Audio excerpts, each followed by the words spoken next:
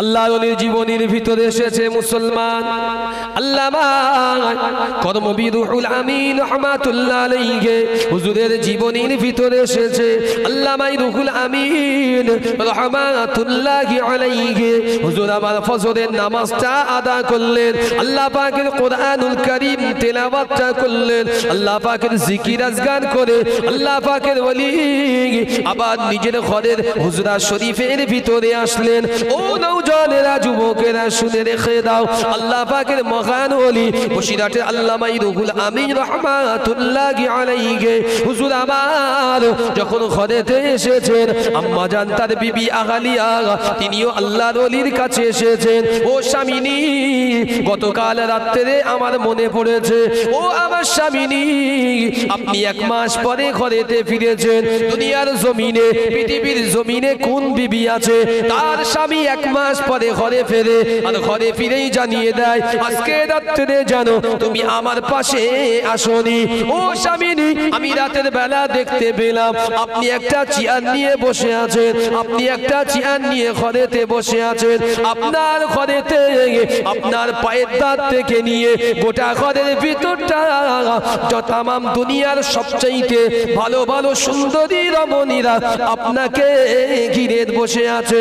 ও স্বামিনী, আমি নিজে চোখে দেখতে পেলাম, আমি সহ্য করতে পারিনি, এজন্য ঝাঁটাটা হাতে নিয়ে আমি আপনার ঘরের দিকে গিয়েছিলাম। ও আমার স্বামিনী বলে দেন, তারপরে আমি জানি না কি হলো, আল্লাহ পাকের মহান ওলি বসিরহাটের আল্লামা ইহিন বড় মাওলানা রুহুল আমিন রাহমাতুল্লাহ আলাইহি হুজুর আমার আহলিয়াকে বলেছিলেন, ও আমার বিবি, ও আমার বিবি রে, তুমি অহেতুক সন্দেহ কেন করো? তুমি শুনে রেখে দাও, আল্লাহ পাক আমাকে রুহুল আমিন, আল্লাহ পাক আমাকে ওলিত্ব দিয়েছে, আল্লাহ পাক আমাকে বেলায়েত দিয়েছে, আমি ওলি হয়েছি, আল্লাহ ওলি বানিয়েছে। ও আমার বিবি, আমি 1 মাস আসামের জমিনে ছিলাম, 1টি মাস আমার যারা ভক্ত মুরিদ ছিল তারা কি আমার কাছে এসেছিল? আল্লামা হুজুরের বিবি বললেন না। আল্লামা হুজুর বলেছিলেন, বিবি, দুনিয়ার মানুষ আর জিন এই দুটো সম্প্রদায় আল্লাহ সৃষ্টি করেছেন।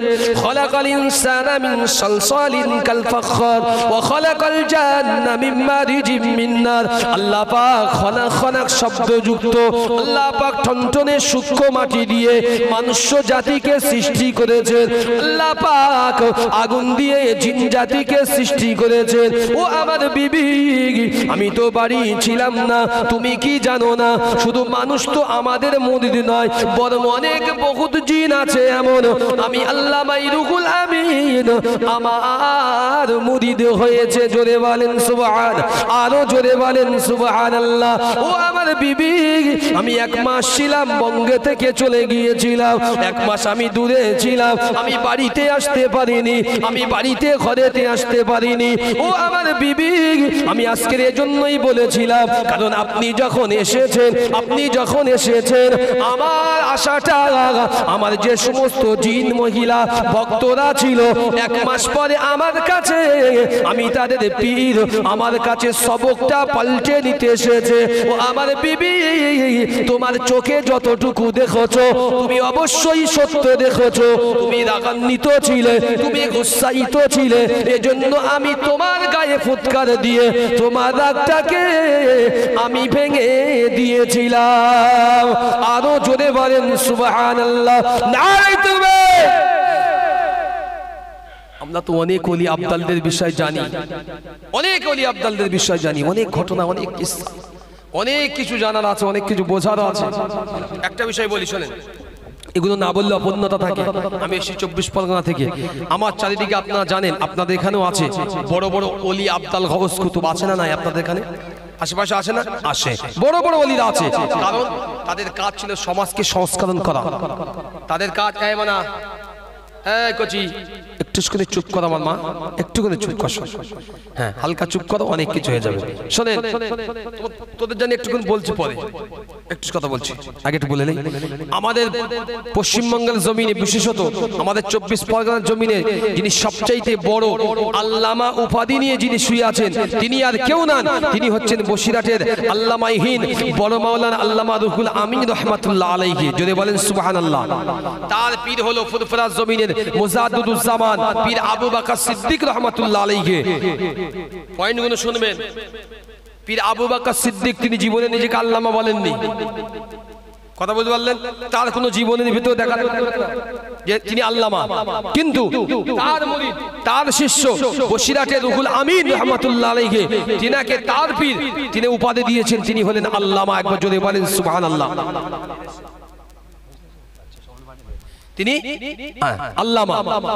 আমি তার কথা একটু ছোট করে বলি, আপনারা শুনেছেন অনেক। দাদা হুজুর রহমাতুল্লাহ আলাইহি যত মুরিদ মুত্তাকিন ভক্ত আছে, তার ভিতরে বসিরহাট আল্লামা হুজুর ছিলেন অন্যতম। তার জীবনী, তার কিতাব যদি কোনোদিন অনেকে গিয়েছেন বসিরহাটের জমিনে, অনেকে গিয়েছেন, মনে রাখুন যদি জীবনে কারো একটু সুযোগ হয় তা আল্লামা হুজুরের কিতাবগুলো একবার দেখে আসবেন। একটা মানুষ জীবনে কত কিতাব লিখতে পারে, তার জ্বলন্ত নিদর্শন উদাহরণ এখনো বসিরহাটের জমিনে রয়েছেন। দু হাত দিয়ে আল্লাহ লেখার কুওয়াত দিয়েছিলেন, ক্ষমতা। একটা মানুষ, আমরা এত বিশ্বাস, আমরা এত টেকনোলজি ব্যবহার করি, আমাদের বাম হাত দিলে ডান হাত চলে না, ডান হাত দিলে বাম হাত চলে না। সেই জামানায় কোনো টেকনোলজি ছিল না, না ছিল কম্পিউটার, দু হাত দিয়ে লেখা হতো। সেই জামানায় দুটি হাত দিয়ে প্রতিনিয়ত আল্লাহ পাকের আমাদের মতো গুনাহগারদের জন্য, বঙ্গবাসীদের জন্য দুটি হাত দিয়ে কিতাব লিখেছেন। যদি বলেন সুবহানাল্লাহ। বসিরহাট আল্লামা হুজুরের কর্মবীর রুহুল আমিনের ভিতরে এসেছে। হুজুর এক সময় ওয়াজ করতে গিয়েছেন বাংলার বাইরে, তো 1 মাস সময় পরে, 1 মাস পরে ঘরে ফিরেছে। কতদিন বললাম? 1 মাস পরে। তখন 1 মাস বলতে সময় লাগতো। আমার গাড়ি আছে বলে আমি ঘর থেকে বেরিয়েছি, 4.5-5 ঘন্টা সময় লেগে চলে এসেছি, আবার বাড়ি চলে যাব। তখন এই সিস্টেম তো ছিল না, তখন সিস্টেম ছিল মানুষ ট্রেনে যাতায়াত করতো। তো হুজুর 1 মাসের সফর ছিল আসাম থেকে, উনি ওয়াজ নসিহত করে ওখানে দীর্ঘ দিনের দাওয়াতের কাজ সম্পন্ন করে ঘরে ফিরেছে। এখন বসিরহাটে ঘরে ফিরে, প্রথম দিন ঘরে ফিরেছে, ঘরে ফিরে বিবিকে ডেকে বলছে, শোনো বিবি, আজকে রাত্রে খবরদার আমার ঘরে তুমি যেন আমার পাশে শুতে আসেন। আচ্ছা বলেন দিনি, কোন বউটা বলেন ভালোবাসবে? কথা বলতে পারলেন না? স্বামী 1 মাস ঘরের বাইরে, 1 মাস পরে ঘরে ফিরেছে। ঘরে ফিরেই প্রথম ফতোয়া বিবির উপর দিল, বিবি আজকের দিনটা আল্লাহর রাস্তায় তুমি যেন আমার পাশে এসে ঘুমিয়ে পড়ো না বা শুতে এসো না। 1 মাস যখন তুমি সহ্য করেছো, তুমি আমার পাশে ছিলে না, বাইরে ছিলাম, আজকের দিনটাকে একটু তুমি ছাড় দাও। আল্লামা হুজুরের বিবি নাকি ছিলেন, আমি তো চোখে দেখিনি, আমার যতটুকু রেওয়ায়াত শোনা বা পড়া, ওনার বিবি ছিলেন সেই সময়কার সবচাইতে খুব সুন্দরী একজন মহিলা নারী। উনি ওনার আহালিয়া খুব রেগে গিয়েছেন, বলেছিলেন নাকি যে পীর সাহেবগিরি আমি ছোটাবো। 1 মাস পরে ফিরে এসে আমার উপরে ফতোয়া যে আজকে তুমি যেন আমার পাশে শোবে না, আজকে পীর সাহেবগিরি ছোটাবো। রাগ করবেন না। রাতের বেলা, রাত হয়েছে অনেকটা রাত, আহালিয়া ওদিকে রাত্রে ঘুমোয়নি। বুঝতে পারছেন, অনেক মায়ের আওয়াজ শুনছেন, আমি বললে আমার উপরে কলমা কালাম পড়বে। মায়েদের ছন্দ খুব খারাপ জিনিস, খুব সাংঘাতিক জিনিস। একবার যদি ছন্দ ঢুকে যায়, উপকা বার হয় না, উপকার বার হয় না। আল্লামা হুজুরের বিবি ঘরে শোয়নি ভালো করে, দেখি আজকে রাত্রি না শুয়ে কি করে। পীর সাহেব তো কি করে দেখো। রাতের বেলা উনি আস্তে আস্তে ঘর থেকে বেরিয়ে, ঘর থেকে যেই বেরোতে যাচ্ছে দেখতে পাচ্ছে আল্লামা হুজুরের ঘরের একটা অংশ ছোট্ট ফাঁকা খোলা দেখা যাচ্ছে দরওয়াজা। আর উনি ওই ঘরতে দেখতে পাচ্ছে যে আমার স্বামীর ঘরেতে দুনিয়ার সব সুন্দরী মহিলারা আমার স্বামীকে ঘিরে চারিদিকে বসে আছেন। মেজাজটা কিরম লাগে বলেন দিনি? কথা বুঝতে পারলেন না? আমার 1 মাস পরে এসে ঘরে আমার পাশে থাকতে দিল না। আর রাতের বেলা, রাত 12টা-2টোর সময় দুনিয়ার সব সুন্দরী মহিলারা আমার স্বামীকে ঘিরে বসে রয়েছে। দাঁড়া, মাঝকে ঝেটকে মাথা কার ভাঙবো। উনি সত্যি সত্যি ঝাঁটা নিয়েছে। হ্যাঁ, আপনি পড়বেন, একটু ঝাঁটা নিয়েছে, ব্যবস্থা আজকে করে দিয়ে ছাড়বো। আমার পাশে হুজুরগিরি করা, আমার কাছে না নিয়ে আজকে এই সব না। ঘর থেকে বার হয়েছে রেগে, শুনে নেন, রেগে বার হয়েছে, ঘরে গিয়েছে। আল্লাহ মজিদ বুঝতে পেরেছেন যে বিবি বুঝতে পেরেছেন, রেগে গেছেন, গুসা করলেন। বিবি ঝাঁটা হাতে যেই হুজুরের ঘরে ঢুকেছে, আল্লাহ হুজুর একটু ফু দিলেন, সাথে সাথে আম্মা জান নিজে নিজে সেন্সলেস হলেন, মানে জ্ঞান হারালেন। আল্লাহ হুজুর ধরলেন, নিজের বিবিকে ওখানে শুইয়ে দিলেন। ফজরে আজান দিয়েছেন নিজেদের মসজিদে। আল্লামা হুজুর নিজের বিবিকে ঘুম থেকে জাগ্রত করলেন, বিবি ওঠো, ফজরের নামাজ পড়ো। বিবি উঠে বলছে, রাত্রিবেলা কি হয়েছিল বলেন দিন তো। ঠিক আছে, কি হয়েছে পরে বলছি, আপনি একটুখানি ঘরে নামাজ পড়তে যান, ওযু করেন, নামাজ পড়ে নেন, আমি মসজিদে জামাতের সঙ্গে নামাজ আদায় করি, তারপরে আমি এসে বলছি যে রাতের বেলা কি হয়েছে। কোনো দাসিনী কেচে দেবে, তাই আমি আমার এই একটা মাত্র কাপড়, আমার বাড়ির 10টা কাপড় নিয়ে আমার পরনের একটাই কাপড়, আমি মাসে একদিন করে ওই কাপড়টা সুন্দর করে ধৌত করে পরিষ্কার পরিচ্ছন্ন করে রৌদ্রে শুকিয়ে তাই পরি বলেই আমার দিনের একটা অংশ নষ্ট হয়। এই জন্য ওই দিনটা আমি আর অফিসে আসি না। একবার জোরে বলেন।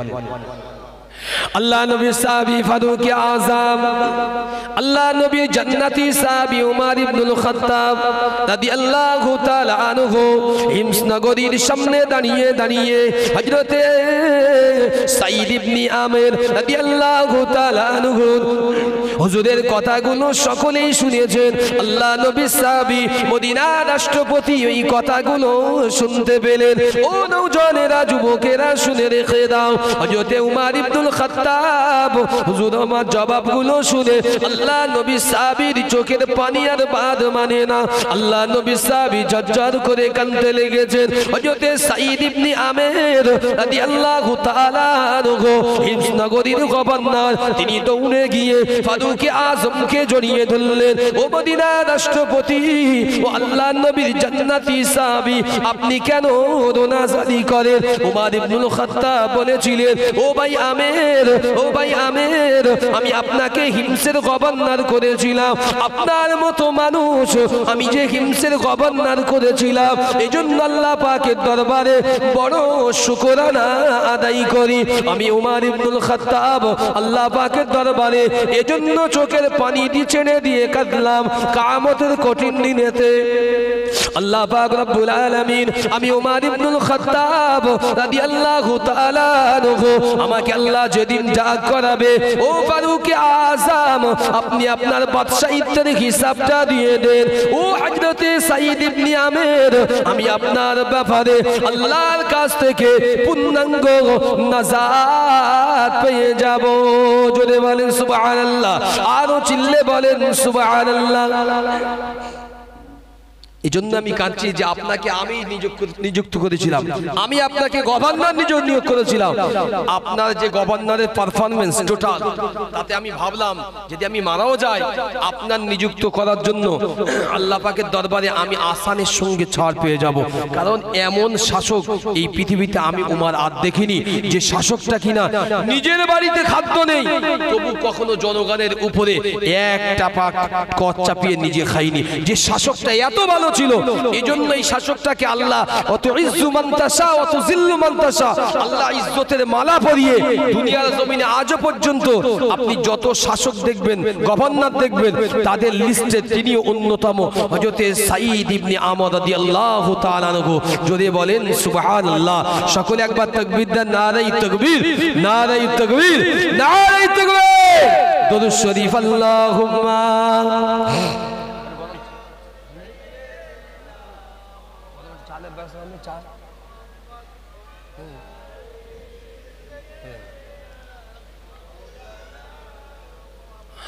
আল্লাহুম্মা সাল্লি আলা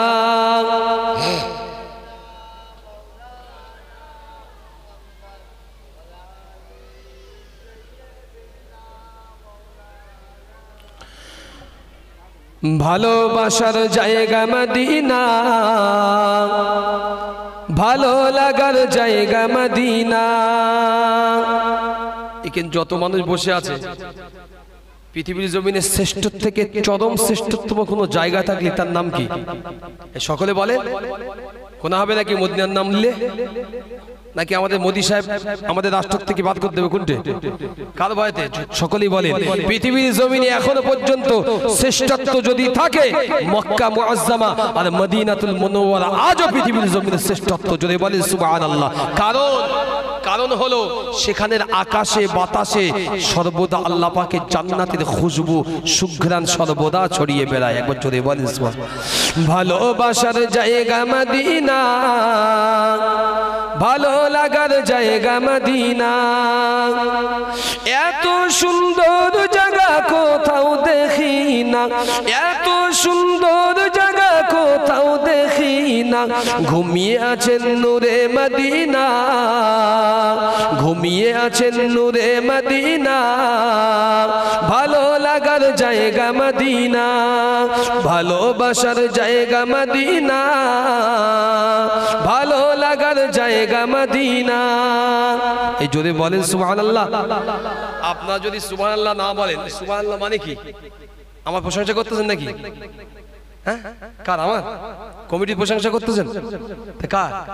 তা আল্লাহর প্রশংসা করতে আপনাদের মুখ থেকে বাধা হয় না কি? আপনাদের কষ্ট হচ্ছে? তাহলে আল্লাহর প্রশংসা করবেন। আমার তো বলিনি যে 1 কিলো চাল দেন, রেশমের গম দেন বলেছি, আটা দেন বলেছি, দেইজি ভাগ দেন বলেছি, কিচ্ছু বলিনি তো আপনাদের। আমি বলেছি প্রশংসা যদি করেন, প্রশংসা পাওয়ার যোগ্য তিনি, সব অবস্থায় ভালো মন্দ যা পাওয়ার যোগ্য তিনি, তিনি আল্লাহ, আর কেউ হতে পারে না আমাদের। তো তাই যদি হয় প্রশংসা করবেন, সুবহানাল্লাহ বলবেন, আপনার নাম আমলে এটা গিয়ে নেকি আকারে পুঞ্জীভূত হবে। আমি তো নিয়ে যাব না, আমি তো 1 ঘন্টা পর পালিয়ে যাব, আপনি থাকবেন। তো আপনার নাম আমলে আপনি অ্যাচিভমেন্ট একটু ব্যাংক ব্যালেন্স বাড়ান। 10 লাখ রেখেছেন, ভালোই বুঝতে পারছেন যে এর থেকে কতটা সুদ বাড়তি হয়েছে, এটা ভালো বুঝেছেন। এটা বোঝেননি, আমলনামা দেখতে পান না বলে, তাই না? যদি দেখতে পেতেন সব সময় বলতেন সুবহানাল্লাহ সুবহানাল্লাহ, তাই না? আমলনামা দেখতে পাইনি। আল্লাহ বড় দয়াবান, আমাদের নেকিগুলো আমাদের গুনাহগুলো আল্লাহ এখনো পর্যন্ত গুপ্ত রেখেছেন। যদি গুপ্ত না থাকতো, মনে রাখুন গ্রামের একটা কুকুর আর একটা কুকুরকে চেনে। আমাদের যা গুনাহ করেছি জীবনে না, আল্লাহ যদি প্রকাশ করে দিতে একটা কুকুরও আমাদের ধারে আসতো না, একটা কুত্তাও আসতো না।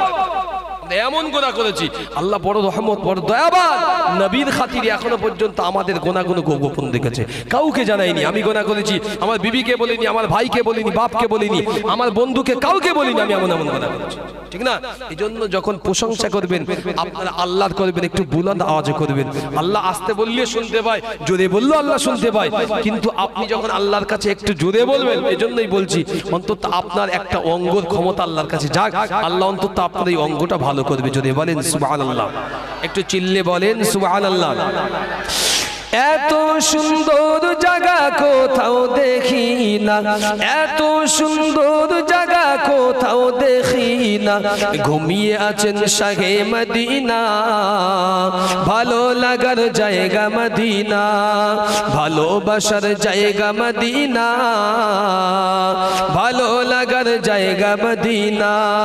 মদিনা শরীফে আছে নূরের খাজিনা, মদিনা শরীফে আছে নূরের খাজিনা। আশিক ছাড়া অন্য বোঝে না, ভালোবাসার জায়গা মদিনা, ভালোবাসার জায়গা মদিনা, ভালো লাগার জায়গা মদিনা। যতই আমল করি মন যে বারে না, যতই আমল করি মন যে বারে না। সুন্নতেও শান্তি থাকে না, ভালো লাগার জায়গা মদিনা, ভালোবাসার জায়গা মদিনা, ভালো লাগার জায়গা মদিনা। একদিন কবরে যাব, কেউ তো যাবে না।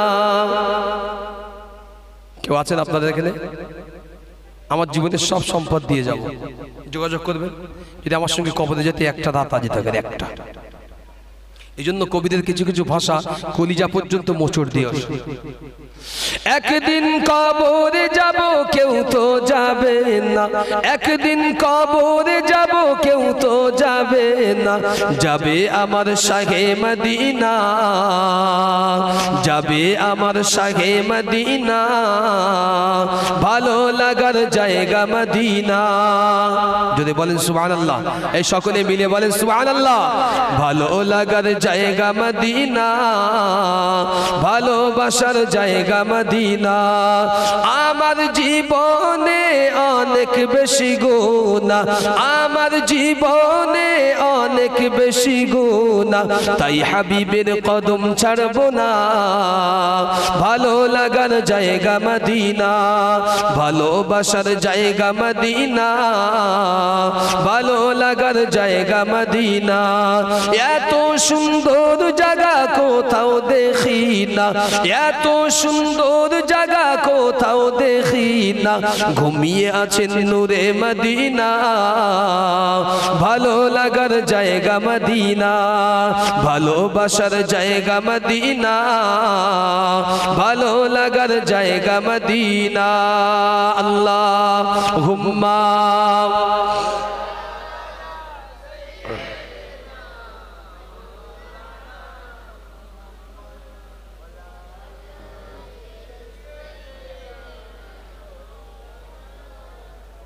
যে কথা বলছিলাম, আসুন একটু শুধু অন্যদিকে যাই, না গেলে হয়তো ভালো লাগবে না। সব যদি এক হয়, সবাই যদি বিরিয়ানি দেয় তা ভালো লাগে খেতে। সব দিন একটু মাঝে মধ্যে অন্যভাবেও দরকার। তো যাক, অনেকটা বললাম, একটু অন্যদিকে আসি, আপনাদের দিকে। আমরা যারা বসে আছি, আমরা জানি প্রত্যেকেই 1 মাস রোজা রেখেছিলাম।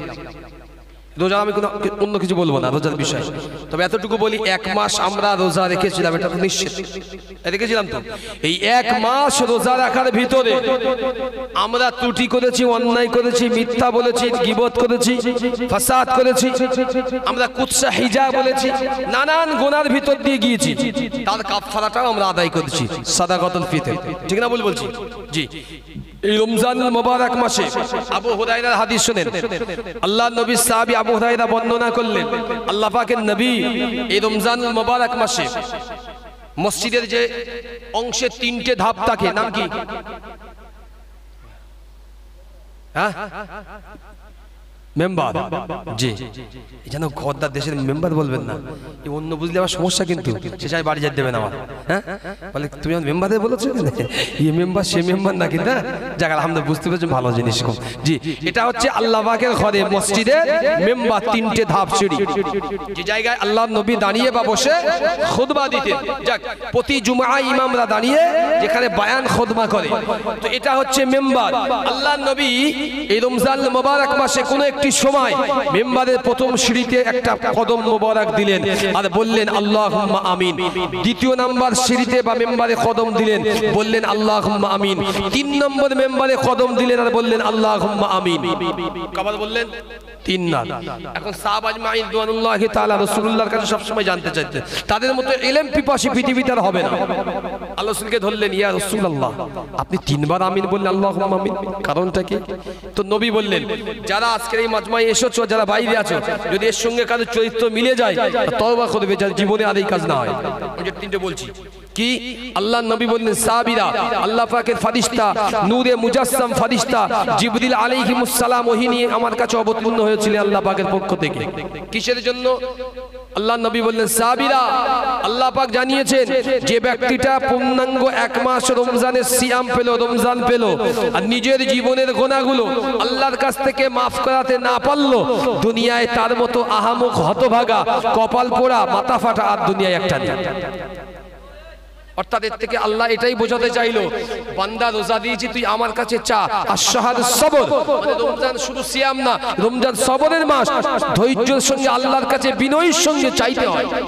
নাম্বার 2, আল্লাহর নবী বললেন, যারা নাকি এই আল্লাহর কাছ থেকে মাফি চাইতে পারলো না, মাফ করাতে পারলো না, আল্লাহ বললেন আমি আমার ফেরেশতাদের পক্ষ থেকে তাদের উপরে লানাত।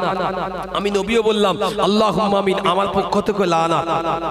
2 নম্বর, অনেকের গায়ে লেগে গেলেও যেতে পারে হয়তো, যদি এখানকার ভালো সব ফেরেশতা, একটাও মোটামুটি খারাপ মানুষ নেই।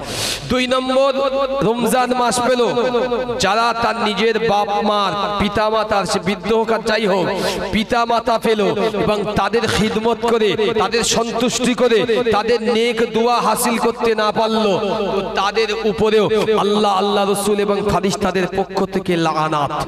রাসূল বলেছিলেন আল্লাহুম্মা আমিন। আর 3 নম্বর, যে ব্যক্তিটা আমি রাসূল যার সামনে আমার কথা আমার নাম আলোচনা হয় আর সে আমার নামের সঙ্গে সঙ্গে দরুদ পড়ে না, আমি নবী আমার উপরে মহব্বতের সঙ্গে দরুদ পড়লো না, তার উপরে আল্লাহ পাক এবং মালাইকা ফেরেশতা আমি রাসূল আমার পক্ষ থেকে তার উপরে লাআনাত।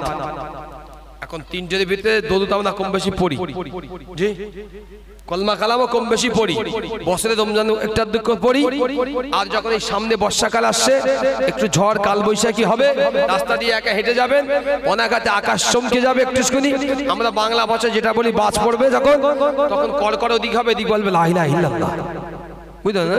ওদিক যত চমকাবে তত ওইখানে গুমগাম বলবে, তার আগে সকিচ্ছায় বলে না। আর একটু মাহফিলে যদি বসে মাজমায় বসে তাহলে একটু কলমা জিকির যদি হয় করে, না তো এ মুসলমান আর জিকির করতে চায় না, বাদদানোটা।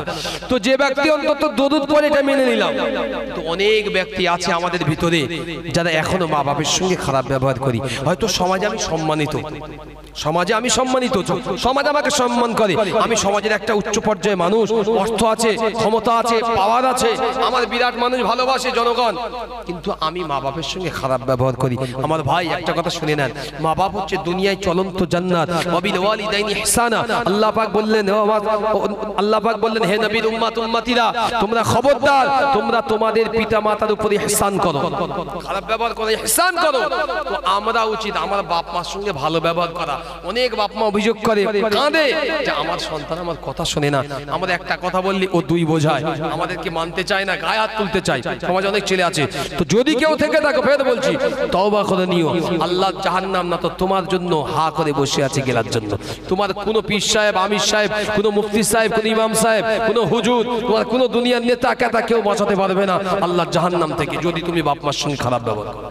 এটা মাথায় রাখা উচিত আমাদের জন্য। আসুন 3 নম্বরে, দুনিয়ার জমিন আল্লাহ রাব্বুল আলামিন নবী আলাইহিমুস সালামদের পরে আমাদের কাছে পাঠিয়েছিলেন সাহাবা আজমাইন, পরে পরে তাবা তাবিঈন, তারপরে পাঠিয়েছে আল্লাহ ওলি আবদাল গাউস কুতুব, যাদের ব্যাপারে আল্লাহ কোরআনুল কারীমের ভিতরে বললেন, আলা ইন্না আউলিয়া আল্লাহি লা খাউফুন আলাইহিম ওয়ালা হুম ইয়াহজানুন। যদি বলেন সুবহানাল্লাহ। এই যারা বসে আছেন এই কথাটা শুনবেন, তারপরে আমি একটা অন্য বিষয় বলছি আপনাদেরকে। কি? অনেকে ওয়াজ শুনেন বেশ পাকাপোক্ত বোঝেন কি? আল্লাহ বলেছেন আলা ইন্না আউলিয়া, তাদেরকে যারা আমার বন্ধু হয়, আউলিয়া মানে বহু বচন এসছে বন্ধু। এখন আপনাদের উলুবেড়িয়ায় আমি এসেছি আজকে প্রথম, এখানে এই জায়গাটা উলুবেড়িয়া এসেছি, ইনশাআল্লাহ অনেক এসেছি, ওই লাইনে অনেক আমার আশা আছে। এই জায়গাটা আজকে এসেছি, এখন আমি তো এই জায়গা চিনি না, আপনারা গ্রামবাসী, এখন সত্যি কথা বলবেন আমার সঙ্গে তো মিথ্যা বলবেন না, আল্লাহ সাক্ষী বলছি। আল্লাহ বলেছেন আউলিয়া শব্দ এসেছে বহু বচনে, মানে বন্ধু। এখন বন্ধু তো বিড়ি খোদা আছে, বন্ধু তো গেজা খোদা আছে, বন্ধু তো গুটকা খোদা আছে, কথা বলছেন না? বন্ধু আছে, আবার নামাজি বন্ধু আছে, আছে না নাই? আছে, মোটামুটি আমাদের ভাগ আছে বন্ধু বান্ধবের।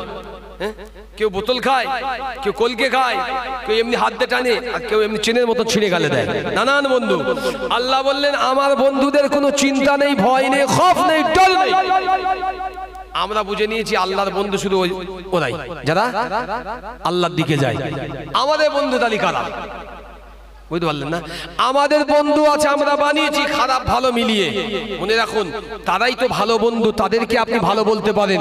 যারা নাকি যখন মসজিদে আজান হয় মুয়াজ্জিনের, বন্ধু যদি কেরাম খেলে, বা বন্ধু যদি টিভি দেখে, বন্ধু যদি মোবাইলে গেম খেলে, বন্ধুর হাতটাকে ধরে বলে বন্ধু চল না, আসলে আজান হচ্ছে, চল একটু নামাজটা পড়ে আসি, চল এসে খেলিস।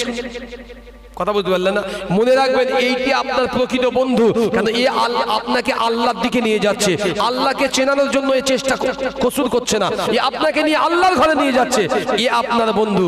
আর আজান হলো, বন্ধু চল বাইকটা বের কর শিগগিরি, কোথায়? এই মার্কেটে চলে যাবো, শিগগির চল, গিয়ে একচেন তেরেঙ্গা নিয়ে গালে বসে বসে দিলেন। জানবেন এ বন্ধু আপনার সেই বন্ধু না যে বন্ধু আপনাকে জান্নাতের দিকে নিয়ে যাবে, বরং এ বন্ধু সেই বন্ধু আপনার আমল নামা ধ্বংস করে আপনাকে ও যাবে, সাথে আপনাকে সাথে করে জাহান্নামে নিয়ে যাবে।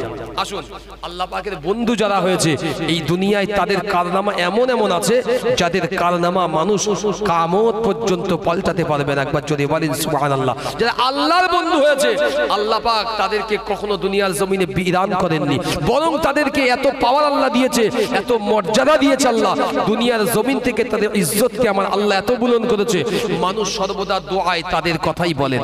একবার যদি বলেন সুবহানাল্লাহ।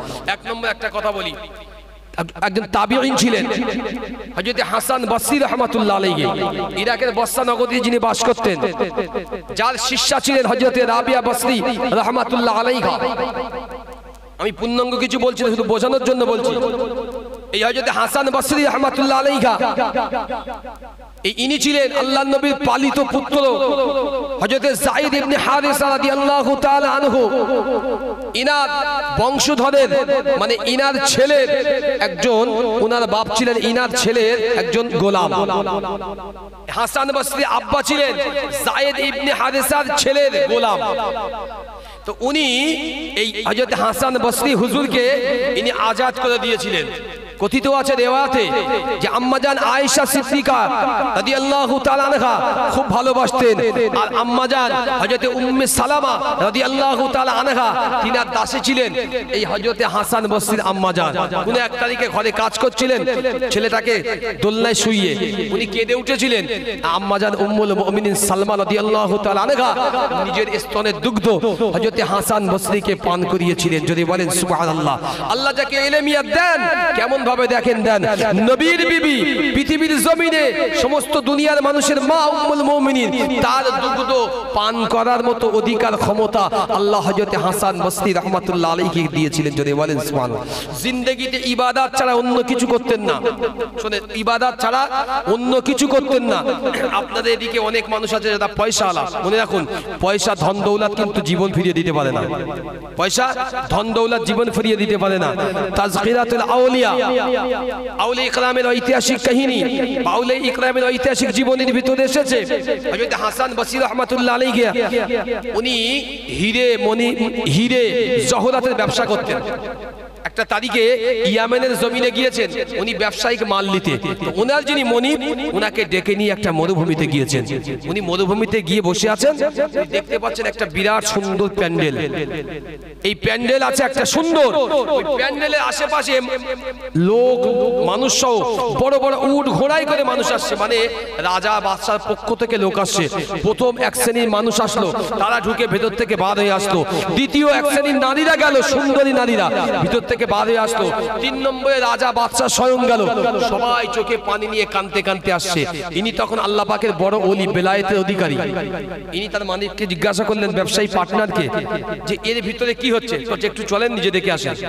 গিয়ে দেখছে ভিতরে একটা কবর আছে, কবর একটা কবর আছে, কবরের উপরে সুন্দর চাদর চাপানো আছে। উনি জিজ্ঞাসা করলেন কি ব্যাপার? হচ্ছে এই কবরটা হচ্ছে অমুক বাদশার একমাত্র ছেলের কবর। আজ থেকে 2 বছর আগে একমাত্র কলিজার টুকরা ছেলে এখানে মারা গিয়েছিল, এখানে আনন্দ ফুর্তি করতে এসে মারা গিয়েছিল। ছেলেকে বাঁচাতে পারেনি বাদশা, সেই দিন টাকার পাহাড় এখানে দিয়েছিলেন, স্বর্ণের পাহাড় গড়েছিলেন, রাজপ্রাসাদ থেকে সুন্দরী দাসীদের পাহাড় লাগিয়ে দিয়েছেন, বড় বড় ওলামা মনীষী মুফতিদের নিয়ে এসেছিলেন, ছেলেকে বাঁচাতে পারেনি।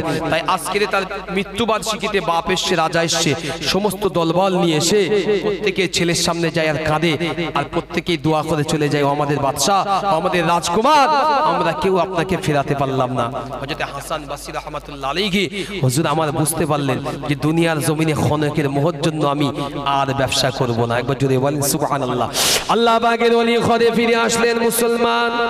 আল্লাহর ওলির জীবনীর ভিতরে এসেছে, তাজকিরাতুল আউলিয়ার ভিতরে এসেছে আল্লাহ পাকের মাহবুব বান্দা হযরত হাসান বসরি রাহমাতুল্লাহি আলাইহি। এই নওজওয়ানেরা, যুবকেরা, হুজুর আমার বাড়িতে চলে আসলেন। আল্লাহ পাকের ওলি তিনি বাড়িতে ফিরে আসলেন। তিনি তেনার ব্যবসাগুলো একে একে বন্ধ করে দিলেন। তিনার বাড়ির কিছু মানুষ জিজ্ঞাসা করেছিলেন, ও হযরতে হাসান, ও হযরতে হাসান, আপনি কেন ব্যবসাগুলো বন্ধ করে দিলেন? আল্লাহ পাকের মাহবুব হযরতে হাসান বলেছিলেন, ও বসরা নগরীর মানুষেরা, আমি এজন্যই ব্যবসা বন্ধ করে দিয়েছি, কারণ দুনিয়ার জমি জমিনে এই সম্পদ অর্জন করে আমি হাসান আমার পরকাল ধ্বংস করতে পারবো না। আমি নিজে চোখে দেখে এসেছি রাজার ছেলেও দুনিয়া থেকে বিদায়, তার পিতামাতা তাকে আর বাঁচাতে পারেনি, দুনিয়ার ডাক্তার বাঁচাতে পারেনি, দুনিয়ার আলেমরা বাঁচাতে পারেনি, সুন্দরী রমণী দাসীগুলো বাঁচাতে পারেনি, ধন দৌলত সোনা রূপা তাদেরকে জীবন ফিরিয়ে দিতে পারেনি। ও বস্তার মানুষেরা শুনে রেখে দেন, আমি হাসান, আমি হাসান, আমি মুক্তা, আমি সুন্নাহ, আমি শৈবালের ব্যবসা করি, আমি চুনি পান্না শৈবালের ব্যবসা ছেড়ে দিলাম। কারণ এই ব্যবসার ভিতরে আমি যখন এই স্বর্ণ অলংকার গুলো দেখি আমার আল্লাহ থেকে আমি অনেকটাই দূরেতে চলে যাই। ও আল্লাহর নবীর উম্মাত উম্মাতিরা, আল্লাহকে যদি চিনতে চান, আল্লাহকে যদি পেতে চান, দুনিয়ার জমিনে আল্লাহর কাছে প্রতিদিন আল্লাহর দরবারে দাঁড়িয়ে যান, তাআক্কুল করে নেন। ওয়া মিনাল লাইলি ফাতাহাজ্জাদ বিহি নাফিলাতাল লাক আসা আন ইয়াবআসাকা রাব্বুকা মাকামান মাহমুদা। আপনি যখন রাত ভারী হয়ে যায় আল্লাহ পাকের দরবারে দাঁড়িয়ে যান। ও যুবকেরা, আপনি গুনাহ করেছেন, যুবক তুমি বড় গুনাহ করে ফেলেছো, রাত অন্ধকার হয়েছে, বাড়ির বিবিটা ঘুমিয়ে গিয়েছে, নিজের ছোট বাচ্চাগুলো ঘুমিয়ে গিয়েছে, বাপ মা ঘুমিয়ে আছে, কিন্তু নিজের গুনার কথা যেই না স্মরণ হয়েছে আপনি উঠে ওযুটা বানিয়ে নেন, আপনি নামাজের মুসাল্লাটা বিছিয়ে দেন, তাহাজ্জুদের ওয়াক্তে আল্লাহ পাকের দরবারে দাঁড়িয়ে যান। ও আমার ভাইয়েরা শুনে রেখে দেন, আল্লাহ পাক এমন কিছু আমাদের কাছে চাইনি, আল্লাহ শুধু এতটুকু চেয়েছেন ওয়াসজুদু ওয়ারকাউ মা'আর রাকিন। ওগো বান্দা, আমি তোর উপরে নামাজ দিয়েছি, তুই আমার ঘরেতে আসবি, তুই আমার দরবারে, তুই আমার রহমতের কদমে রুকু আর সিজদা করবি। ও আমার বান্দা, তাহাজ্জুদের নামাজে তুই যখন রুকু করবি, তুই যখন সিজদা করবি, উদউনি আস্তাজিব লাকুম, আমি আল্লাহ আমার দরবারে হাত তুলে রোনাজারি করে দোয়া চাইবি। ও আমার বান্দা শুনে রেখে দে, আমি আল্লাহ তোর চোখের পানি নাকের ডগায় আসার পূর্বে তোর জীবনের গুনাহ আমি আল্লাহ মাফ করে দেব। আরো জোরে বলেন সুবহানাল্লাহ। একজন ছেলেকেও যদি প্রশ্ন করি যে ভাই সত্যি কথা বলো তো তাহাজ্জুদ পড়ো কখনো? আমার মুসলমান যুবক ছেলেরা বলে হুজুর ভয় লাগে। কেন? তো সে নাকি বাঘ আসে, মাঝে মধ্যে নাকি সাপ আসে তাহাজ্জুদ।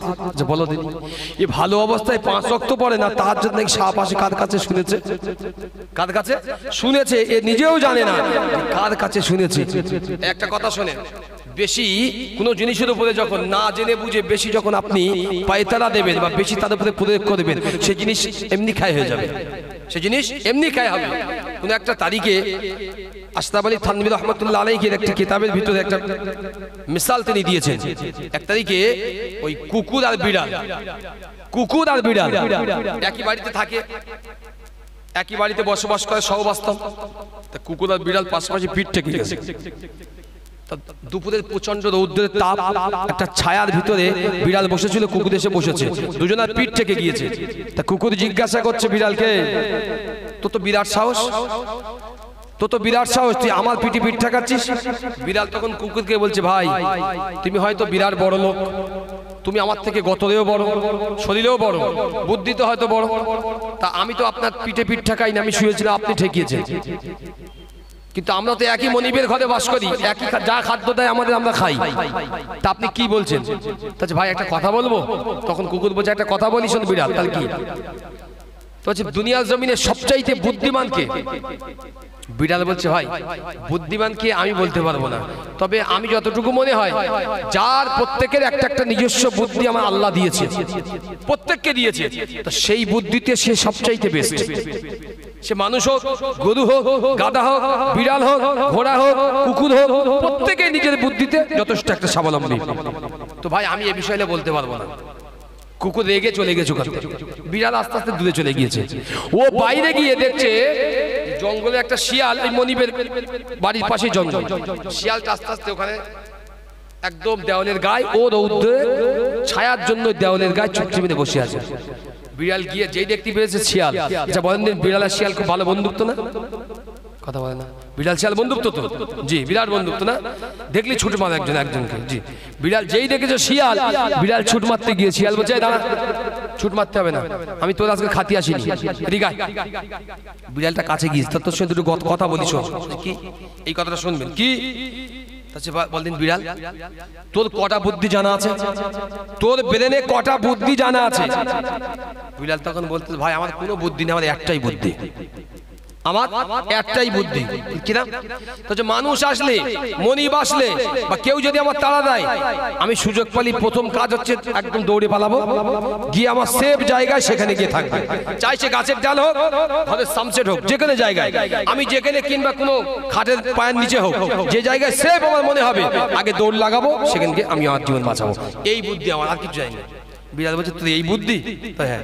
তাহলে আমার বুদ্ধি কত জানিস? তুই কত? তাহলে 101টা বুদ্ধি আমার। কিরাম বলছে, আমি যখন যেমন পরিস্থিতি বুদ্ধি খেলাই, যখন যেমন পরিস্থিতি বুদ্ধি আমি খাটাই। যিনি তো এই মিসালটা দিয়েছেন তিনি বড় জমানার বড় একজন জবরদস্ত আল্লাহর ওলি, অত সোজা না তার মিসালটা। পরে মিসালটা যখন বুঝলাম, বুঝতে পারলাম মিসালটা কেন দিলেন। উনি বললেন, বিড়াল বলে শিয়াল বলছে আমি আমার যেখানে যেমন তখন সেখানে সেই বুদ্ধি প্রয়োগ করি। বিড়াল চুপ করে আছে। অনেক পরে কথা বলছে বিড়াল আর শিয়াল, ঠিক সেই কুকুর, ওই মনিবের কুকুর, ও আস্তে আস্তে দেখতে বিড়ালের সঙ্গে ঝগড়া করে চলে গিয়েছিল। ও বাইরে গিয়েছে, ওর বন্ধু জ্ঞাতিগত 5 জন এসে হাজির হয়েছে। ও গল্প করতে করতে আস্তে আস্তে পিছনের দিক যেই হয়েছে, এসে দেখছে যে কুকুর শিয়াল আমাদের দিকে পিঠ ফিরিয়ে আর সেই বিড়ালের সঙ্গে গল্প করছে। আস্তে আস্তে 5টা কুকুর গিয়ে পুরো এলাকাটা ঘিরে দিয়েছে। বিড়াল হাসছে আস্তে আস্তে, দেখি কি হয়। যেই কুকুর গিয়ে এলাকা যেই ঘুরে নিয়েছে, বিড়াল এক দৌড় লাগিয়েছে। বিড়াল একটাই কথা বলেছে, বুদ্ধি আমার একটা, আমি একটাই বুদ্ধি প্রয়োগ করি, আমার বাঁচালে কথা। ওই এক দৌড় মেরেছে, মেরে ওখানে গিয়েছে মালিকের বড় গাছ, চুপ করে বসে। আর ইনি বিড়াল শিয়াল বাবাজি কুকুর দেখে ও আস্তে আস্তে পাই তারা খাটাচ্ছে। কথা বুঝলেন না? আমি যেখানে যেমন সেখানে বুদ্ধি প্রয়োগ করি। ও বিড়াল কুকুররা যখন কুত্তারা 5 জন ঘিরে ধরেছে, ও আস্তে আস্তে ভেলতেছে, দুলছে, বেঁকছে, শুয়ে পড়ছে, মরার ভান করছে, দৌড়ানোর ভান করছে। কুকুর তো কুকুর হয়, সহ্য করতে পারি। 5 জন ধরে 4টে ঠ্যাং, 2টো ঠ্যাং, 2টো হাত ধরে একদম ছিন্ন ভিন্ন করে ছিঁড়ে দিয়েছে। উপর থেকে বিড়াল বলছে, ভাই কি হবে 101টা বুদ্ধি নিয়ে? কি হলো এত আফসোস? তোমার 101টা এত বুদ্ধি, তোমার এই বুদ্ধি তোমার কাজে আসলে কি? আমার তো একটাই বুদ্ধি, পাই তারা একটা। আমি যেখানে দেখি বিপদ সংকেত সেখানে হাত দাঁড়াই না, এক ছুট লাগাই, আমি পালাই। তোমার যে 101টা বুদ্ধি, তুমি যেখানে যেমন সেখানে দেখি তেমন বুদ্ধি প্রয়োগ করো। তেমন বুদ্ধি প্রয়োগ করলে যে বুদ্ধির জন্য তুমি তোমার জীবন থেকে হাত দিয়ে বসলে, এমন বুদ্ধি তুমি প্রয়োগ করো নি, বরং তুমি এমন বুদ্ধি লাগাও যে বুদ্ধিটা তোমাকে দুনিয়ায় বাঁচাতে পারবে, সেভ করতে পারবে, আর তোমাকে তোমার রব ইলা আল্লাহকে চিনিয়ে দিতে পারবে। তেমনই একটি বুদ্ধি লাগাও, কোন অযথা অন্য বুদ্ধি লাগাও না যে বুদ্ধিটা তোমাকে ধ্বংস করে দিতে পারে। সকলেই বলি আল্লাহুম্মা আমিন। দরুদ শরীফ আল্লাহুম্মা।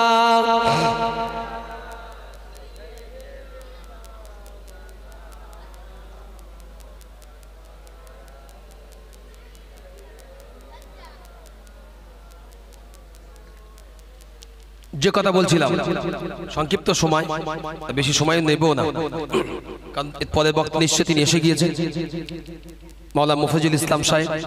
তো আপনারা অধীর অগ্রহে শুনছেন, যে তার ওয়াজ শুনবেন। যারা বসে আছি আমরা, এই আমাদের বসাটা, আমাদের উপরে যে নিয়ামত যিনি করেছেন তিনি হলেন আল্লাহ। তিনি আল্লাহ। তার নাম কি? তার নাম হলো আর রহমান। তার নাম হলো আর রহমান। তিনি আমাদেরকে শিখিয়েছেন আল্লামাল কোরআন। এই কোরআনটাকে তিনি আমাদেরকে শিক্ষা দিয়েছেন। খলাকাল ইনসান, তিনি মানুষকে সৃষ্টি করেছেন। আল্লামাহুল বায়ান। আমি আপনাকে কথা বলছি, আপনি এখান থেকে নিয়ে বাংলাদেশ যাবেন, আপনি পাকিস্তানে যান, আপনি শ্রীলঙ্কায় যান, ইন্দোনেশিয়ান যান, সৌদিতে যান, Qatar, Kuwait, Dubai, Australia, Spain, Morocco, যেখানেই যান, পৃথিবীর সব মানুষ একটা জায়গায় এসে একটা ভাষায় কথা বলে, সেটা হচ্ছে খানায়ে কাবা, আল্লাহ পাকের বাইতুল্লাহ। মানুষ যখন আসে আল্লাহ পাকের তাওয়াফ করে, লব্বাইক আল্লাহুম্মা লব্বাইক, সকলে আল্লাহকে আল্লাহ বলে, নবীকে নবী বলে। এখানে কোনো ভাষার ভেদাভেদ নেই। যদি বলতে পারলেন না সুবহানাল্লাহ। অস্ট্রেলিয়ার মানুষ তার ভাষায় কথা বলে, জাপানের ভাষায় চুইচাং বলে, যাই বলে বলে, আমরা আমাদের মতো বলি। কিন্তু আল্লাহ পাকের খানায়ে কাবায় গিয়ে দেখেছেন কেউ ভাষা আলাদা করতে? আল্লাহ চুই, আল্লাহ চাই, শুনেছেন কোন জীবনে? শোনেননি। আল্লাহ আল্লাহই হয়। জি, আল্লাহ বললেন আল্লামাহুল বায়ান, আমি তোদেরকে মানুষের কাছে কথা বলতে শিখিয়ে দিয়েছি, বায়ান ভাষা বলতে শিখিয়েছি আমি আল্লাহ। এবারে আল্লাহ পাক বলতে বলতে সূরা রহমানের তাফসীর আমি যাচ্ছি না, লম্বা চওড়া তাফসীরের বিষয় তো ওদিক বলছি না আমি। এরপরে আল্লাহ শেষের দিকে এসে বলছেন যে ফিহা ফাকিহাতু ওয়ান নাখলু যাতুল আকমাম। দুনিয়ার মানুষ মনে করে আমি ফসল লুচ্ছি, আমি ফসল রোপণ করছি, এই ফসলটা আমি বুঝি আমার রোপণ করার জন্য খুব সুন্দর ফসল হয়েছে। মানুষ জানে না বান্দা যখন একটা রোপণ করে আমি আল্লাহ তাতে 10টা দিয়ে পরিপূর্ণ করে দেই। যদি বলেন সুবহানাল্লাহ, এই চিল্লে বলেন সুবহানাল্লাহ। আমরা সারা রমজান মাসে একটা খাদ্য বেশি খেয়েছি, কি বলেন? খেজুর খাইনি? ইফতারি খুলতে গেলে খেয়েছি, অনেকে সেহরির সময় খায়, খায় না? খাজুর, এই খাজুরের বর্ণনা এই আয়াতের ভিতরে এসেছে। বলা হচ্ছে ফিহা ফাকিহাতুন ওয়ান নাখলু যাতুল আকমাম ওয়াল হাব্বু যুল আসফি ওয়ার রাইহান। আল্লাহ রাব্বুল আলামিন বললেন আমি দুনিয়ার জমিনে মানুষের খাদ্য দিয়েছি, আর মানুষের খাদ্য থেকে আমি জীব জন্তু তাদের খাদ্য বার করেছি। আমরা যারা ভাত খাই, ভাতটা আসে কোথা থেকে? কথা বলে না। ভাত আসে কোথা থেকে? চাল থেকে। তো কথা বলে, আপনার নাই বিরিয়ানি খান, আমি নাই সাদা ভাত খাই, চাল তো একই। চাল আলাদা হোক, চাল তো চালই হয়, ধান থেকে উৎপন্ন। তো ওই চাল থেকে, ধান থেকে হয় চাল। এই ধানটাকে যখন ভাঙানো হয়, ধান থেকে চাল বের করার জন্য যে ভাঙানো সিস্টেম, তার থেকে যেটা হয় তার নাম বলা হয় কি বলে? হ্যাঁ, আমাদের 24 পরগনা ভাষায় বলে কুড়ো। আচ্ছা, কুড়ো আমরা খাই?